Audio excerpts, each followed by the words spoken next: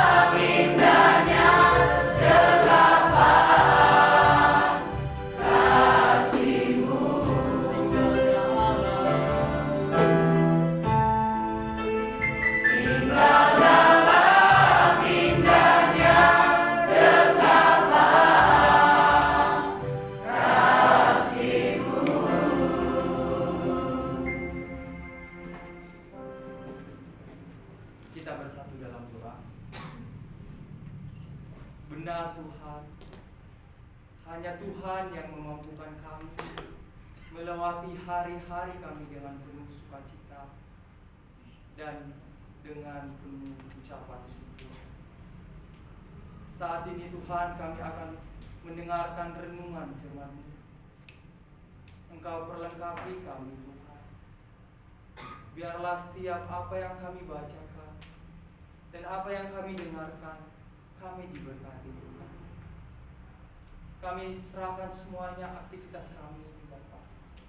Biarlah kuasa Tuhan, lawatan Tuhan terjadi di depan. Di dalam nama Tuhan Yesus kami siap mendengarkan firman-Mu. Haleluya. Amin. Dipersilakan untuk kembali.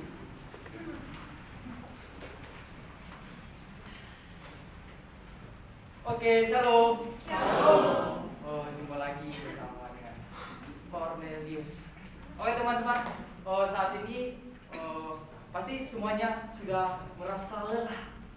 Tetapi rasa kelelahan kita itu tidak membuat kita untuk datang kepada Tuhan, tidak membuat kita untuk tidak bisa bersekutu dengan Tuhan. Karena kita tahu sebagai manusia tidak ada yang sempurna. Sebagai manusia kita hanyalah orang-orang yang terbatas. Tapi kita percaya karena kita mengandalkan Tuhan, Tuhan berikan kekuatan kepada kita. Sampai saat ini kita boleh, dari tadi siang kita ibadah dan sore juga kita ibadah. Oke teman-teman, pakai duplikat. Saat ini siapa sih, saya mau tanya kepada teman-teman, siapa sih yang nggak punya harapan?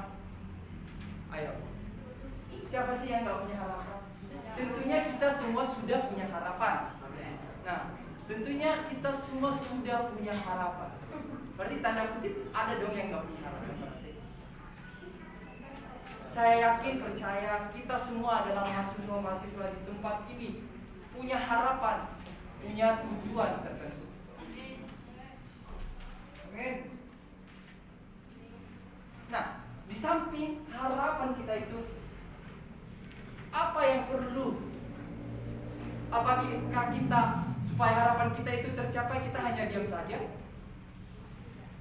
Apakah harapan kita supaya tercapai itu kita tidak, ya saya jalani hidup ini aja, ini jalan terus biasa saja?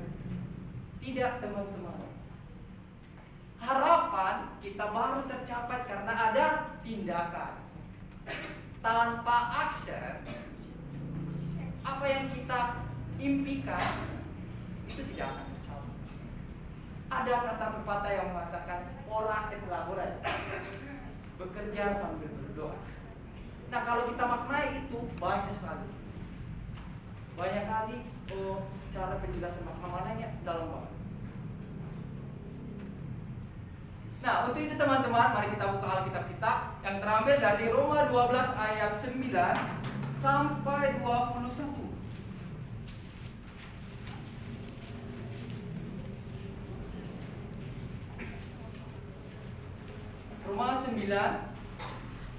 Roma 12 ayat 9 sampai 21. Jika sudah mendapatkan, katakan amin. Amin. Oke. Baik, kita akan membacakan secara responsorial. Saya ayat yang ke-9, teman-teman ayat yang ke-10. Dengan judul perikop yaitu nasihat untuk hidup dalam kasih.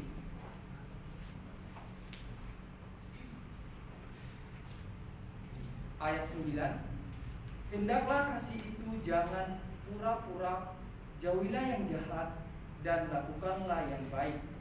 Hendaklah kamu saling mengasihi sebagai saudara dan saling melawui dalam kehidupan. Janganlah hendaknya kerajinan kendor, biarlah rohmu menyala-nyala dan layanilah Tuhan. Bersukacitalah dalam pengharapan, sabarlah dalam kesesakan, dan bertumbuhlah dalam doa. Bantulah dalam kekurangan orang-orang kudus, dan usahakanlah dirimu untuk selalu memberi tumpangan. Berkatilah siapa yang menyayangi kamu, berkatilah dan jangan tertutup. Bersukacitalah dengan orang yang bersukacita, dan menangislah dengan orang yang menangis. Hendaklah berhati sendiri dalam hidup bersama. Jangan memikirkan perkara-perkara yang tinggi, tetapi angkatlah dirimu pada perkara-perkara yang sederhana. Janganlah menganggap dirimu pandai. Janganlah membalas kejahatan dengan kejahatan. Lakukanlah apa yang baik bagi semua orang. Sedapat apa yang orang itu katakan kepadamu, ikutilah dalam pergaulan dengan semua orang. Saudara-saudaraku yang kekasih, janganlah kamu sendiri menuntut pembalasan, tetapi berilah tempat kepada murka Allah, sebab ada tertulis, pembalasan itu adalah hakku, akulah yang akan menuntut pembalasan, firman Tuhan. Tetapi jika seseorang lapar, berilah dia makan. Jika dia haus, berilah dia minum. Dengan berbuat demikian, kamu menumpukan bara api di atas kepalanya. Ayat 21 kita bersama-sama. Jangan kamu kalah terhadap kejahatan, tetapi kalahkanlah kejahatan dengan kebaikan. Puji nama Tuhan. Perlu kita mengetahui bahwa surat Roma ini ditulis oleh Paulus. Dalam statistik surat Roma ini terdiri dari 16 pasal, dan tema besar pada surat Roma ini yaitu kebenaran Allah telah dinyatakan atau dibenarkan oleh iman. Ditulis pada sekitar tahun 57, bertempatan di Korintus. Itu bisa kita lihat dari Roma 15 ayat 25 sampai 32, dan juga kita bisa lihat dalam Kisah Para Rasul ayat 19 ayat 21 dan Kisah Para Rasul pasal yang ke-20 ayat 1 sampai 3. Nah, dalam kitab Roma ini menekankan bahwa dialah yang membenarkan kita, bahwa Paulus menyatakan kepada jemaat di Roma pada saat itu bahwa hanya Kristuslah yang membenarkan kita, tidak ada yang lain. Manusia mungkin saja membenarkan, mungkin saja manusia membenarkan kita, tapi akibatnya akan ketahuan sendiri. Kebenaran Allah tidak bisa dibanding dengan kebenaran manusia. Nah, perlu kita ketahui bahwa tujuan Paulus menuliskan surat pada jemaat di Roma pada saat itu ada dua. Yang pertama yaitu karena jemaat Roma rupanya mendengar kabar angin yang diputarbalikkan mengenai berita dan ajaran Paulus. Itu bisa kita lihat bahwa di dalam Roma 3 ayat 8 dan juga Roma 6 ayat 1 sampai 2 dan ayat 15. Dan yang kedua, tujuannya juga bahwa dia berusaha untuk memperbaiki beberapa persoalan yang terjadi di dalam gereja karena sikap salah orang Yahudi terhadap mereka yang bukan Yahudi. Karena sikap salah orang Yahudi terhadap mereka yang bukan Yahudi. Nah, banyak sekali teman-teman dalam kitab Roma ini terdapat tema-tema kuncinya. Di antaranya yang pertama anugerah, yang kedua itu iman, yang ketiga itu pembebasan atau pembenaran. Sebagaimana kita telah membacakan dari ayat yang 9 sampai 21 yaitu dengan judul perikop yaitu nasihat hidup dalam kasih. Nah, bagaimana dengan kita saat ini? Bagaimana cara pembawaan kita pada saat ini? Setelah kita mendengarkan firman Tuhan. Nah, saat ini teman-teman, tema kita pada sore hari ini yaitu kita akan belajar satu ayat saja. Di dalam Roma 12 tadi, ayat yang ke-12 dikatakan, bersukacitalah dalam pengharapan, sabarlah dalam kesesakan, dan bertekunlah dalam doa. Kita akan belajar satu ayat saja. Bisa PowerPoint-nya?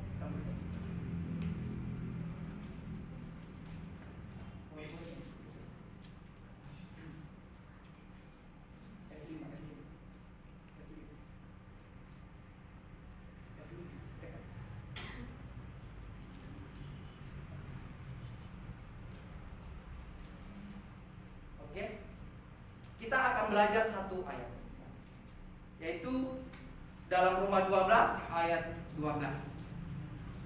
Saya bacakan sekali lagi. Bersukacitalah dalam pengharapan, sabarlah dalam kesesakan, dan bertekunlah dalam doa. Nah, tema kita pada sore hari ini yaitu hope in action. Benar saya katakan dari awal. Memang kita semua punya harapan. Tanpa tindakan, ya tidak ada artinya. Memang semua kita punya harapan, punya mimpi, punya apa yang akan kita ke depannya. Tuhan, saya mau ini. Tapi kalau hanya kita duduk diam, duduk manis, ya maaf, kita tidak dapat apa-apa. Nah, sebagaimana tema kita pada sore hari ini yaitu hope in action, harapan dalam tindakan. Menurut Roma 12 ayat 12 ini kita akan belajar dulu bahasa aslinya, yaitu dalam bahasa Yunani hope itu, harapan itu dikatakan elpaiso. Nah, dalam Kamus Besar Bahasa Indonesia juga dikatakan bahwa sesuatu yang dapat diharapkan. Contohnya, ia mempunyai harapan besar dapat memenangi pertandingan itu. Nah, sesuatu yang dapat diharapkan berarti sebelum dia memiliki pengharapan itu, berarti sudah dia persiapkan sebelumnya. Saya pasti ini. Sebagai contoh tadi yaitu memenangi pertandingan. Dalam pertandingan itu, kalau tidak ada persiapkan dulu, ya bagaimana mau jadi menang kita. Nah, dan dalam KBBI juga dikatakan bahwa keinginan supaya menjadi kenyataan. Kita bisa garis bawahi. Keinginan supaya menjadi kenyataan. Ya kan? Harapan yang kita harapkan tadi, bagaimana supaya menjadi kenyataan? Pasti dong ada actionnya. Pasti ada tindakannya. Sebagaimana kita bacakan tadi dari ayat 9 sampai 21, kita tahu bahwa Paulus itu adalah orang-orang, dia adalah salah satu orang yang tidak mengenal Tuhan sebelumnya. Sebelum dia mengenal Tuhan, ada orang-orang yang dia adalah salah satunya orang yang membenci, yang hidupnya orang yang membenci orang-orang percaya pada Tuhan pada saat itu. Tapi kita bisa lihat, dia bisa lebih dari 10 kitab dia tulis. Nah, dia waktu di penjara saja kita bisa belajar. Kalau secara manusia saat ini contohnya kita di penjara, mungkinkah kita menyampaikan kebenaran firman Tuhan ini? Kalau orang-orang yang betul-betul mengenal, berpegang teguh pada amanah agung Tuhan, dia pasti. Sebagaimana Paulus juga dikatakan bahwa dia banyak mengalami tantangan-tantangan ketika ia mengenal Tuhan, ketika ia mengenal, memberitakan kebenaran firman Tuhan, ia di penjara.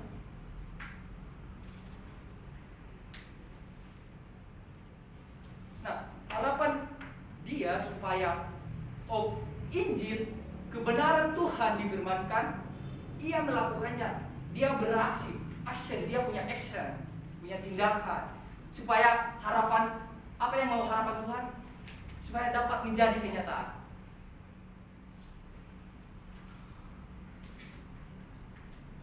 Nah, dalam Kamus Besar Bahasa Indonesia juga dikatakan bahwa harapan itu yang ketiga, yaitu orang yang diharapkan atau dipercaya. Orang yang diharapkan atau dipercaya.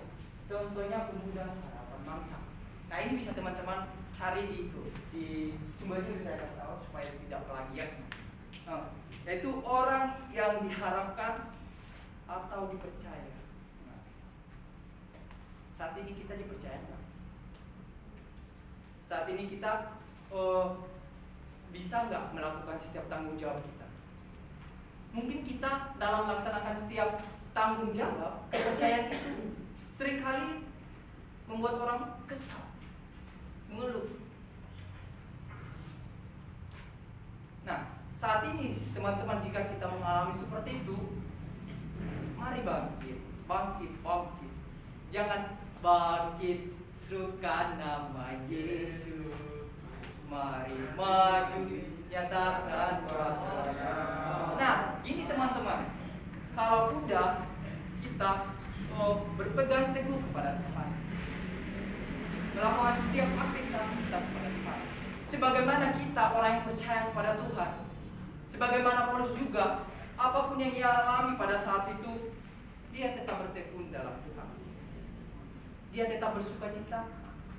Di mana dikatakan di Filipi 4 ayat 4, bersukacitalah senantiasa di dalam Tuhan. Sekali lagi kukatakan kepadamu, bersukacitalah. Nah, teman-teman, kita akan belajar juga dalam bahasa Yunaninya action. Bahasa Yunaninya action yaitu drashe, yang berarti dalam Kamus Besar Bahasa Indonesia itu sesuatu yang dilakukan atau perbuatan. Nah, hope in action tadi tema kita yaitu harapan dalam tindakan. Dalam mencapai sesuatu itu pasti ada tindakan. Nah, sesuatu yang dilakukan atau perbuatan kita, kalau kita tidak bertindak, ya bagaimana harapan kita tadi? Nah, untuk itu teman-teman, kita akan belajar bagaimana sih hope in action itu menurut Roma 12 ayat 12. Yang pertama kita akan belajar rejoicing in hope. Dalam artinya yaitu bersukacitalah dalam pengharapan. Kita bisa bacakan tadi di ayat 12a. 12. Itu di ayat 12 yaitu bersukacitalah dalam pengharapan. Nah, bagaimana ini? Bagaimana sih bersukacita dalam pengharapan? Itu orang-orang yang mengandalkan Tuhan. Itu bisa kita bacakan dalam Yeremia 17 ayat 7 sampai 8. Itu orang-orang yang mengandalkan Tuhan. Sebagaimana kita juga melihat bahwa Paulus mengandalkan Tuhan, mengandalkan kekuatannya. Dia tahu tanpa Tuhan saya tidak bisa memberitakan kebenaran firman Tuhan. Tanpa Tuhan saya tidak bisa melakukan setiap apa yang Tuhan mau, yang ingin lo mau Tuhan. Nah, begitu juga dengan dalam diri kita saat ini. Kalau hanya berharap saja tanpa tindakan, itu tidak ada hasilnya. Kata Opung sering bilang, no action into. Intinya omong doang. Dia hanya ngomongnya besar. Dia ngomongnya besar, tapi tindakannya tidak. Nah, begitu juga kita berharapnya besar-besar, harapan saya gini, saya mau jadi ini, saya mau pengen di tahun 2022 ini saya mau pengen bisa nyetir misalnya, saya bisa menyetir. Nah, kalau nggak belajar nyetir, bagaimana bisa, Ma? Bagaimana bisa sih? Ya kan? Nah, jadi teman-teman, yaitu bersukailah cita dalam pengharapan. Sebagaimana juga Paulus tetap bersukacita. Meskipun dia di penjara, dia tetap menyampaikan kebenaran firman Tuhan. Yang bagaimana lagi? Yaitu senantiasa bersukacita. Bagaimana saya tadi setelah bacain dalam Filipi 4 ayat 4 dikatakan yaitu bersukacitalah senantiasa di dalam Tuhan. Sekali lagi kukatakan bersukacitalah. Ya, dia tetap bersukacita. Meskipun secara manusia kita pandang dia itu menderita di penjara sana, tapi dia tetap bersukacita. Nah, poin yang kedua, hope in action menurut Roma 12 ayat 12 ini, yang kedua yaitu sabarlah dalam kesesakan. Sabarlah dalam kesesakan. Nah, ketika teman-teman dapat masalah, ketika kita dapat masalah,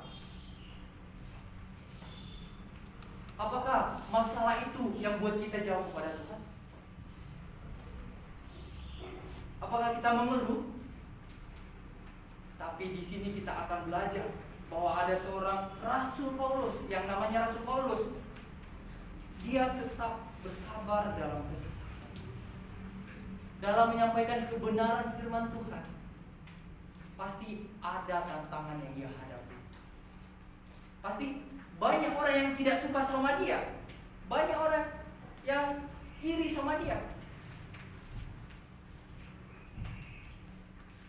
Kok dia bisa menyampaikan kebenaran firman Tuhan, tapi dia dipijak. Nah, begitu kita saat ini, teman-teman. Bagaimana dengan kita saat ini? Jangan karena kita hanya di asrama saja kita diam aja. Tidak. Zaman semakin canggih. Kita bisa melalui WhatsApp, grup, Facebook, bahkan setiap media-media sosial bisa kita pergunakan dengan baik dalam memberitakan kebenaran firman Tuhan. Itulah makanya kita ada komunitas Injil Santos Asih. Jadi teman-teman, jangan jadikan keadaan saat ini membuat kita tidak bertindak. Tetapi jadikanlah apa yang menjadi keadaan saat ini membuat kita bisa bertindak, bisa melakukan setiap revolusi perubahan yang ada. Kita mau jadi apa ke depannya? Saya mau jadi ini, saya mau jadi ini. Nah, yaitu tetap bersyukur.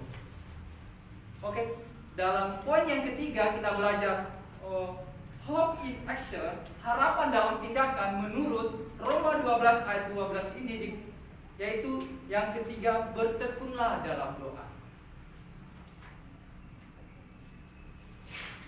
Ada itu yang kecilnya di situ. Berdoa adalah karena Allah bertindak ketika kita berdoa. Berdoa adalah karena Allah akan bertindak ketika kita berdoa. Ini sungguh luar biasa. Bertekunlah dalam doa. Kita kalau anak asrama lagi tidak asing lagi ya. Setiap hari berdoa, setiap hari berdoa, setiap hari berdoa. Nah, kadangkala dalam doa kita sering berkata sedemikian. Apa gunanya saya berdoa?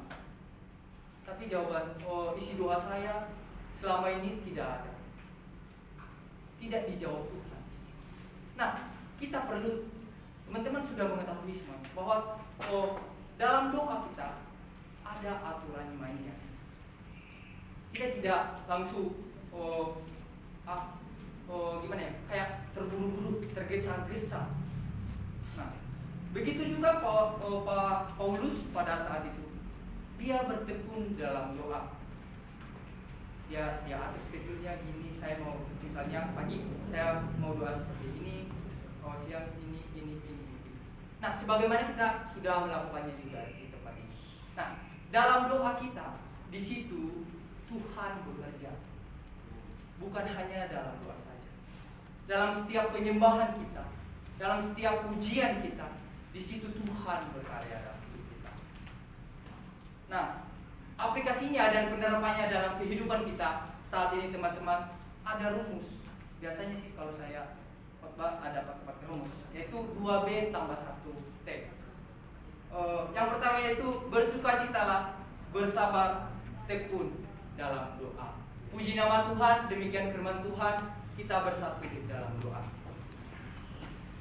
Segala hormat, pujian, syukur hanya bagi-Mu Tuhan. Biarlah setiap apa yang kami dengarkan pada sore hari ini boleh kami aplikasikan di dalam kehidupan kami. Kami serahkan semuanya aktivitas kami selanjutnya hanya di dalam nama Tuhan Yesus, Allah kami yang hidup. Haleluya. Amin. Amin. Aku sambung menyambung menjadi satu.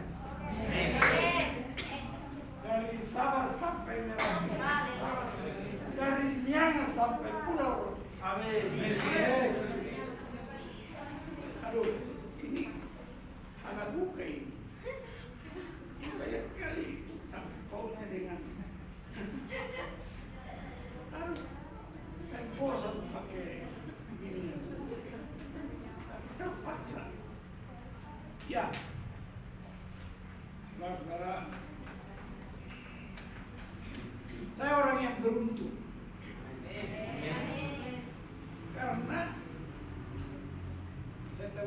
Kevin, lalu masuk kelas Cornelius. Besok lusa siapa lagi yang mengisi ibadah habis puasa?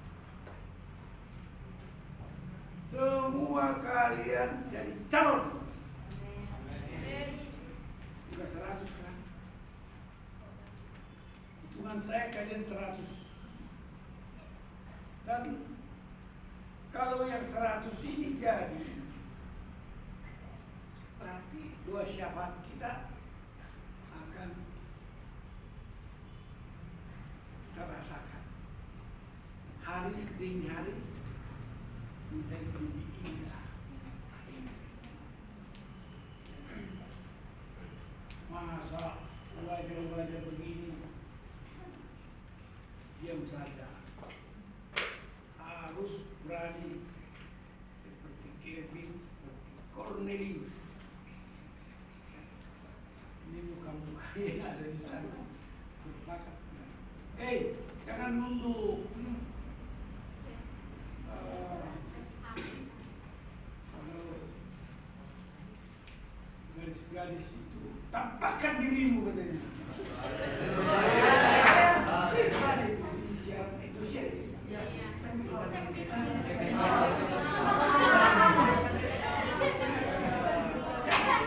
Jadi semua harus kita tampakkan diri.